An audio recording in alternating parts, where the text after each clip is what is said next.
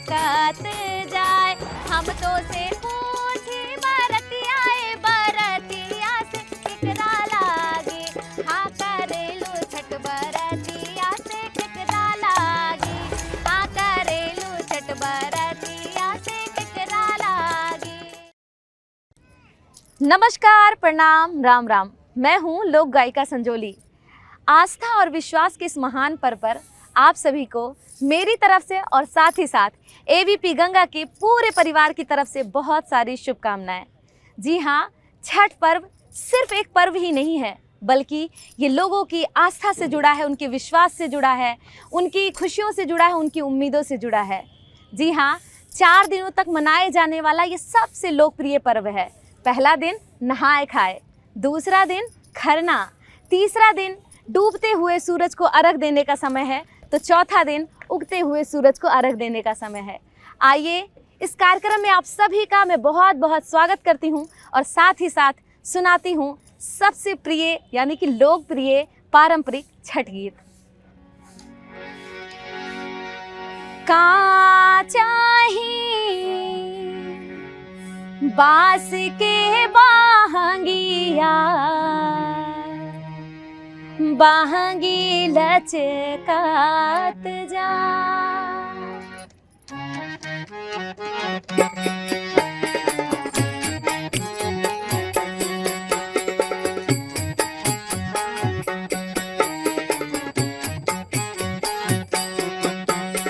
का चाही बास के बाहंगिया, बाहंगी लचकात जाए, बाहंगी लचकात जाए। का चाही बास के बाहंगिया, बाहंगी लचकात जाए, बाहंगी लचकात जाए, बाहंगी लचकात जाए।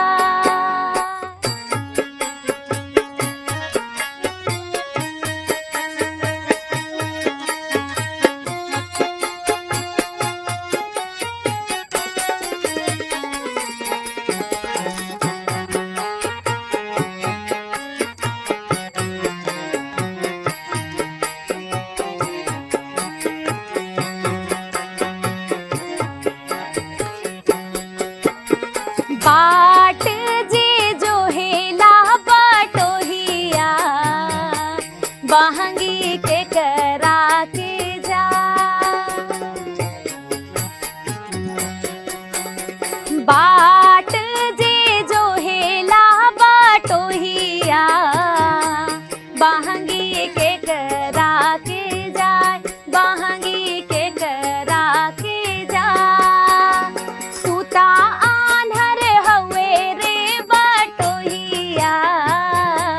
बाहंगी छठी मैया के जाए, बाहंगी छठ मैया के जाए। सूता आन्हर हवे रे बटोहिया, बाहंगी छठ मैया के जाए, बाहंगी छठ मैया के जाए। बास के बाहंगिया, बाहंगी लचकात जाए, बाहंगी लचकात जाए। का चाही बास के बाहंगिया, बाहंगी लचकात जाए, बाहंगी लचकात जाए। होई ना बलम जी सहैया, बाहंगी घाटे पहुँचाए, बाहंगी घाटे पहुँचाए, बाहंगी घाटे पहुँचाए। बाट जे पूछेला बटोहिया, बाहंगी के करा के जाए, बाहंगी के करा के जाए। तूता आन्हर हवे रे बटोहिया, बाहंगी छठी मैया के जाए, बाहंगी छठी मैया के जाए। का चाही बास के बाहंगी, लचकत जाए, बहंगी लचकत जाए। सुनी ना बालम जी गोहरिया, बहंगी घाटे पहुँचाए, बहंगी घाटे पहुँचाए। बाट जे जो हिला बटोहिया, बहंगी के करा के जाए, बहंगी के करा के जाए। तू ता आन्हर हउए रे बटोहिया, बहंगी छठी मैया के जाए, बहंगी छठी मैया के जाए। केरवा दे फरेला घावद से, ओ पे सुगा में डराए, ओ पे सुगा में। ऊ दे खबरी जानई बे आदित्य से, सुगा देले जूठी आए, सुगा देले जूठी आए। सुगनी जानई बे आदित्य से, सुगा देले जूठी आए, सुगा देले। ऊजे सुगवा दे मरबो धानुक से, सुगा गिरे मुरझाए, सुगा गिरे मुरझाए। सुगनी जे रोवेली वियोग से, आदित्य होई ना सहाय, आदित्य होई ना सहाय, आदित्य होई ना सहाय, आदित्य होई ना सहाय। बोलिए छठी मैया की। दर्शकों, हमारे यहाँ ऐसी मान्यता रही है कि छठ पर्व पर जो भी व्रती कोसी भरती हैं, इससे ये पता चलता है कि उनकी मन्नत कहीं ना कहीं पूरी हो गई है। और कहा जाता है कि व्रती जो भी कोसी भरती हैं तो उन्हें सौभाग्य की, उन्हें धन धान्य की प्राप्ति होती है। आइए, छठ का मौका है और हमारे सभी दर्शक हमारे सामने हैं, तो क्यों ना मैं आप सभी को सुना दूं एक कोसी भरने का गीत। कि धीरे धीरे हो सखी, धीरे धीरे, अरे धीरे धीरे हो सखी, धीरे धीरे, चला कोसी भरावे सखी, धीरे धीरे, चला कोसी भरावे सखी, धीरे धीरे, धीरे धीरे हो सखी, धीरे धीरे, धीरे धीरे हो सखी, धीरे धीरे, चला कोसी भरावे सखी, धीरे धीरे, चला कोसी भरावे सखी, धीरे धीरे।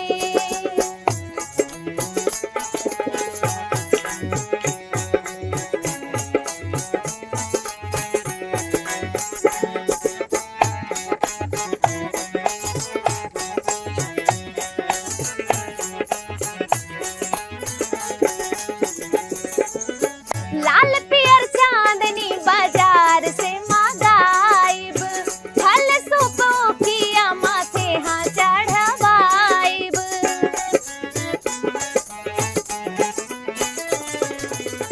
लाल पियर चांदनी बाजार से मंगाइब, फल सुपोखिया माथे हाँ चढ़वाइब।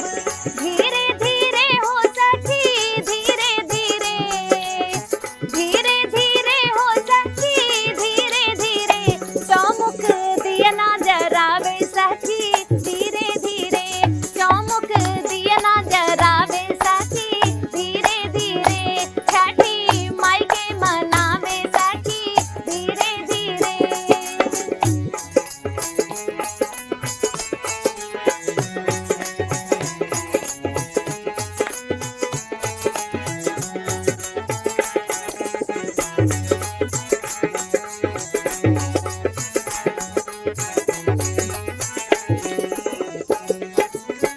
गैया के गोबरा से अंगना लिपाइब, सैया जी से कही के हाँ उखिया मंगाइब।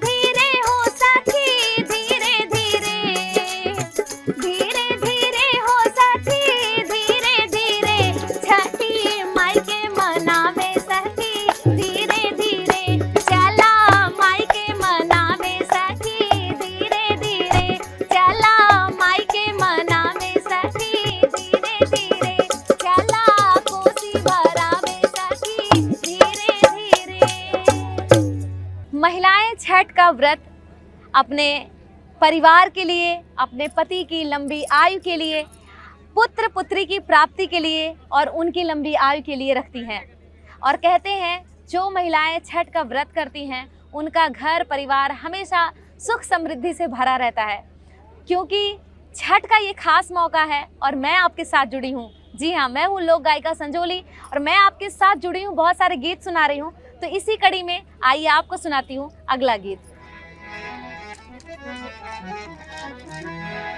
कि केरवा के पात पे उगेलन सूरज देव झाके झोंके।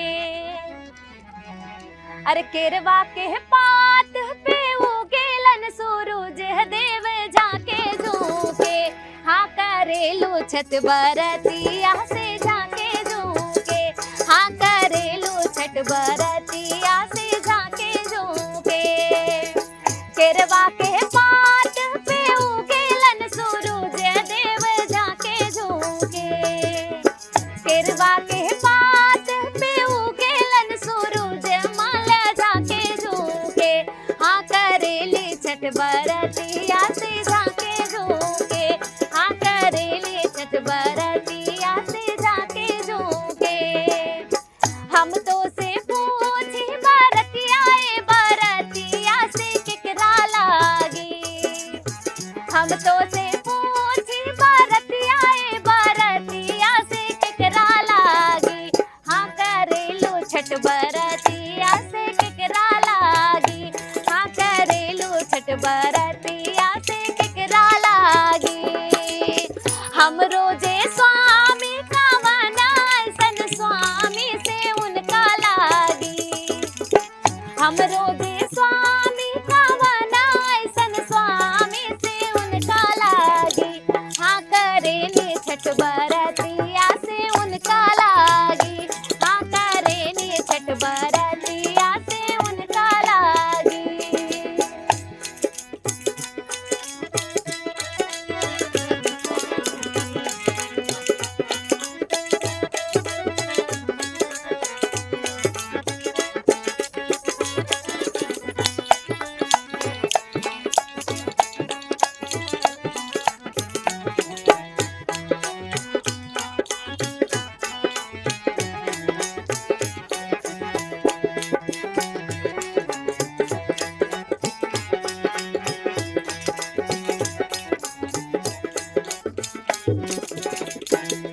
अमरूदिया के पेड़वा पे उगेलन सूरज माले झाके झोंके। अमरूद पेड़वा पे उगेलन सूरज माले झाके झोंके। हाँ करेली छठ बरतिया से झाके झोंके। हाँ करेली छठ बरतिया से झाके झोंके। हम तो से पूछी बरतिया ए बरतिया से केकरा लागी। हम तो से पूछी बरतिया ए बरतिया से केकरा लागी। हाँ करेलू छठ बरतिया से केकरा लागी। हाँ करेलू छठ बरतिया से केकरा लागी। हम रोजे बेटवा का वनासन बेटवा से उनका लागी। हम रोजे बेटवा का वनासन बेटवा से उनका लागी। हम करीले छठ बरतिया से उनका लागी। हम करीले छठ बरतिया से उनका लागी।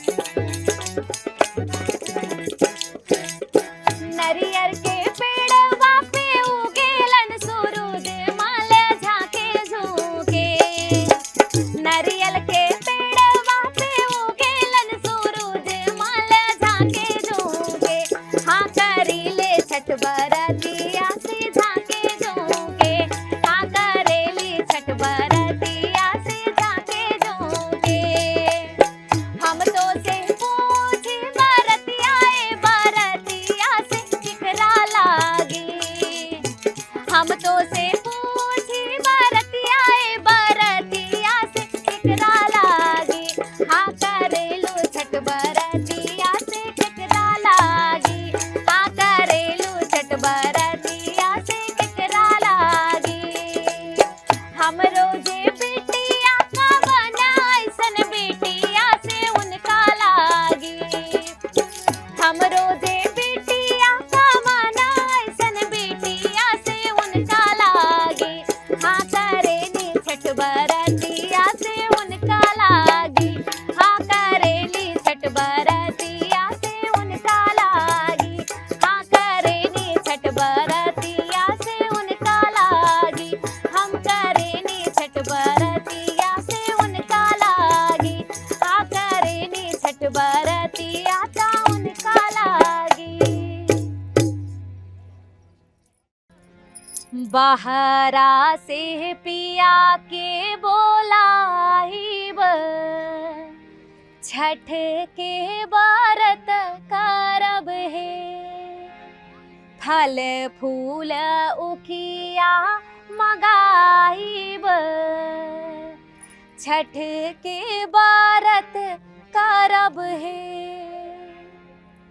दर्शकों, वक्त हो चला है आप सभी से विदा लेने का, लेकिन जाते जाते मैं संजोली पांडे आप सभी को बहुत सारी शुभकामनाएं देती हूँ। मेरी तरफ से आप सभी को छठी पर्व की बहुत सारी शुभकामनाएं, बहुत सारी बधाइयाँ। जाते जाते एबीपी गंगा की तरफ से बहुत सारी शुभकामनाएं, बहुत सारी बधाइयाँ। छठी मैया आप सभी पर कृपा बनाए रखे, आप सभी के घर में सुख समृद्धि आए, साथ ही साथ आप सभी स्वस्थ रहें, व्यस्त रहें, मस्त रहें और ऐसे ही एबीपी गंगा को अपना खूब सारा प्यार देते रहें। जय छठी मैया। चाहे बास के बाहंगिया, बाहंगी लचकत जाए, हम तो से पूछी बरतिया ए बरतिया से केकरा लागी, हाँ करेलू छठ बरतिया से केकरा लागी, हाँ करेलू छठ बरतिया से केकरा लागी।